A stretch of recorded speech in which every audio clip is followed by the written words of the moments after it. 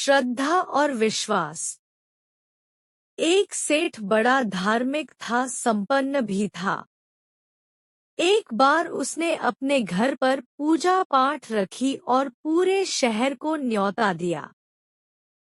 पूजा पाठ के लिए बनारस से एक विद्वान शास्त्री जी को बुलाया गया और खान पान की व्यवस्था के लिए शुद्ध घी के भोजन की व्यवस्था की गई, जिसके बनाने के लिए एक महिला जो पास के गांव में रहती थी को सुपुर्द कर दिया गया।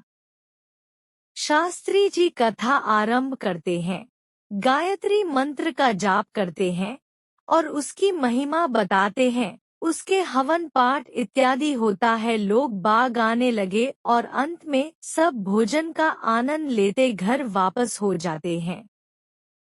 ये सिलसिला रोज चलता है। भोज्य प्रसाद बनाने वाली महिला बड़ी कुशल थी। वो अपना काम करके बीच बीच में कथा आदि सुन लिया करती थी। रोज की तरह एक दिन शास्त्री जी ने गायत्री मंत्र का जाप किया और उसकी महिमा का बखान करते हुए बोले कि इस महामंत्र को पूरे मन से एकाग्रचित होकर किया जाए तो इस भव सागर से पार जाया जाएगा सकता है। इंसान जन्म मरण के झंझटों से मुक्त हो सकता है।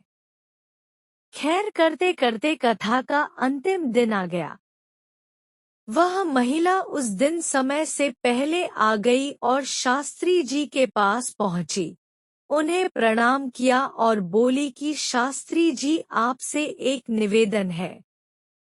शास्त्री उसे पहचानते थे, उन्होंने उसे चौके में खाना बनाते हुए देखा था। वो बोले, कहो क्या कहना चाहती हो? वो थोड़ा सकुचाते हुए बोली, शास्त्री जी, मैं एक गरीब महिला हूँ और पड़ोस के गांव में रहती हूँ। मेरी इच्छा है कि आज का भोजन आप मेरी झोपड़ी में करें। सेठ जी भी वहीं थे। वो थोड़ा क्रोधित हुए, लेकिन शास्त्री जी ने बीच में उन्हें रोकते हुए उसका निमंत्रण स्वीकार कर लिया और बोले, आप तो अन्नपूर्णा हैं। आपने इतने दिनों तक स्वादिष्ट भोजन करवाया। मैं आपके साथ कथा के बाद चलूंगा। वो महिला प्रसन्न हो गई और काम में व्यस्त हो गई। कथा खत्म हुई और वो शास्त्री जी के समक्ष पहुंच गई।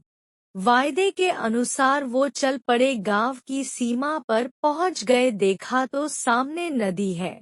शास्त्री जी ठिठक कर रुक गए। बारिश का मौसम होने के कारण नदी उफान पर थी, कहीं कोई नाव भी नहीं दिख रही थी। शास्त्री जी को रुकता देख महिला ने अपने वस्त्रों को ठीक से अपने शरीर पर लपेट लिया। व इससे पहले कि शास्त्री जी कुछ समझते, उसने शास्त्री जी का हाथ थाम कर नदी में छलांग लगा दी और जोर जोर से ऊ भूर्भुवः स्वः, ऊ भूर्भुवः स्वः बोलने लगी और एक हाथ से तैरते हुए कुछ ही क्षणों में उफनती नदी की तेज धारा को पार कर दूसरे किनारे पहुंच गई।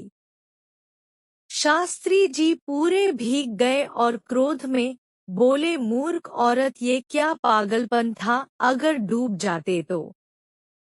महिला बड़े आत्मविश्वास से बोली, शास्त्री जी, डूब कैसे जाते?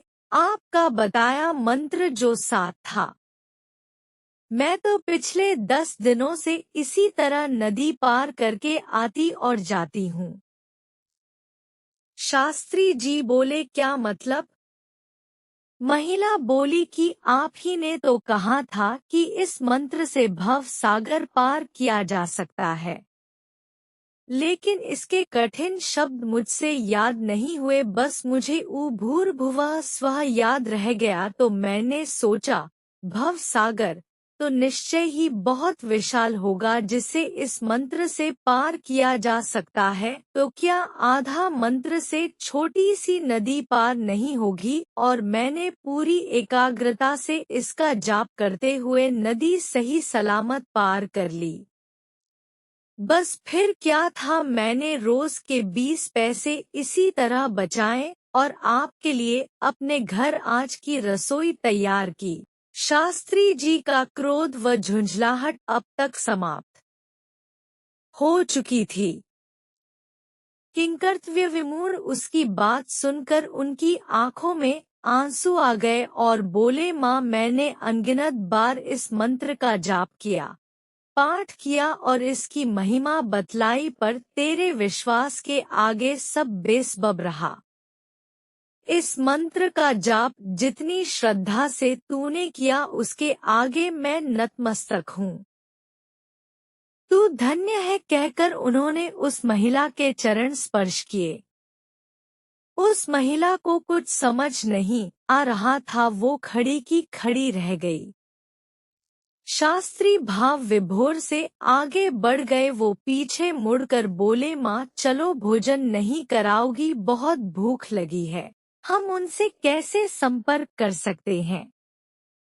अधिक जानकारी या परामर्श के लिए आप उनकी पुस्तक आइम of life, healthy body mind spirit, अंग्रेजी और हिंदी में उपलब्ध, के माध्यम से उनसे संपर्क कर सकते हैं। उनके YouTube चैनल शाशी पथरिया हीलिंग को सब्सक्राइब करें। उनके वीडियो को लाइक करें, कमेंट बॉक्स में टिप्पणी दें और भविष्य के नए वीडियो के लिए नोटिफिकेशन बेल को रिंग करें।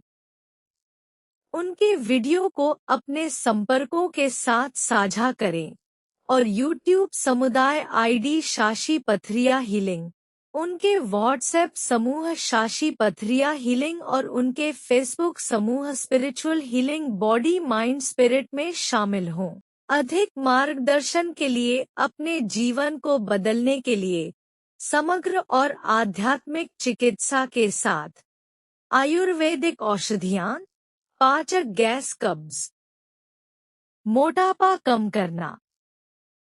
ईमेल shshpatharia@pathrayavurvdic.com या shshpatharia@gmail.com।